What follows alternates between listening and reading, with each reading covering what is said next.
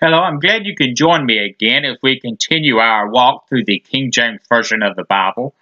We've gotten into Genesis chapter 4, and it's here that we've seen that Cain has killed his brother Abel, and we've gotten into now the genealogy of Cain, and we'll begin there today with verse 20. Genesis chapter 4, verse 20 and 21, we'll read, And Ada bare Jubal, and he was the father of such as dwell in tents and of such as have cattle. And his brother's name was Jubal. And he was the father of all such as handle the harp and organ.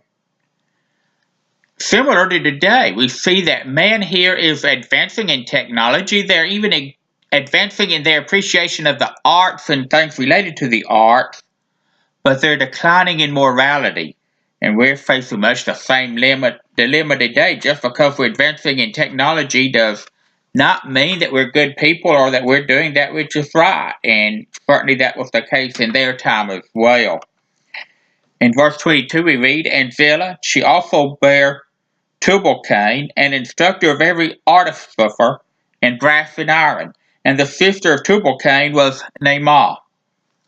Like all inventions of humanity, the cutting instruments were both a blessing and a curse. These cutting instruments were invaluable in aiding man in cultivation, in woodworking, in house building, and in food preparation, because we're talking about stuff such as saws and knives and swords and things that were useful to man, but they were also a curse because it was the origin of the sword and of the dagger. And in the next two verses, we'll read what is called the Song of the Sword. And it is a boastful threat, supposedly founded upon the thought that with such a weapon that Lamech, the father, could avenge himself. And now we come to that in chapter 4, verses 23 through 24. And Lamech said unto his wives, Adah and Zillah, Hear my voice, ye wives of Lamech, hearken unto my speech. For I have slain a man to my wounding, and a young man to my heart. If Cain shall be avenged sevenfold, truly Lamech 70 and sevenfold. We see arrogant egotism here of Lamech. It's in full display. God had promised that if one killed Cain, that one would be avenged sevenfold, but here we see Lamech, because of the weapons that his son has made, saying that he could avenge 70 and sevenfold. It's easy for us to see that Lamech is indeed living a godless life. But the thing is, in so many cases today, we have people with the same attitude of Lamech. What we really see here in this attitude is that he doesn't see a need to depend on God. He has no respect for God's wishes or God's wants. He's centered around what he can do and what he wants to do.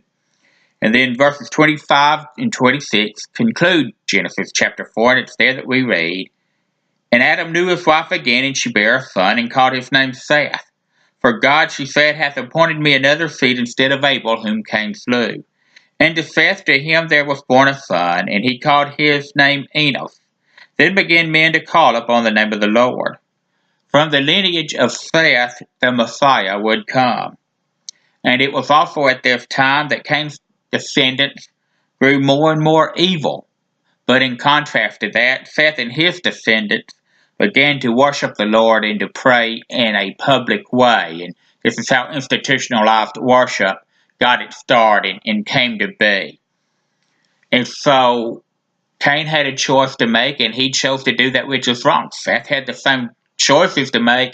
He chose to do that which is right. You know what? We have that choice too today. We can do right or we can do wrong. Let us decide to do right. I thank you for watching today, and I hope you'll continue to watch as we take this slow walk through the King James Version of the Bible. I also want to invite you to worship with us at the Bearden Church of Christ. We meet at 745 Cedar Street. If you're coming from out of town, that's Arkansas Highway 203. We meet at 10 a.m. Sunday morning for Sunday morning Bible study, at 11 a.m. and at 5 p.m. for worship services. And on Wednesday nights, we meet at 7 o'clock for midweek Bible study. I hope you'll come join us and be a part of us. We'll give you a warm welcome if you do. Thank you again for watching today. Goodbye, and God bless.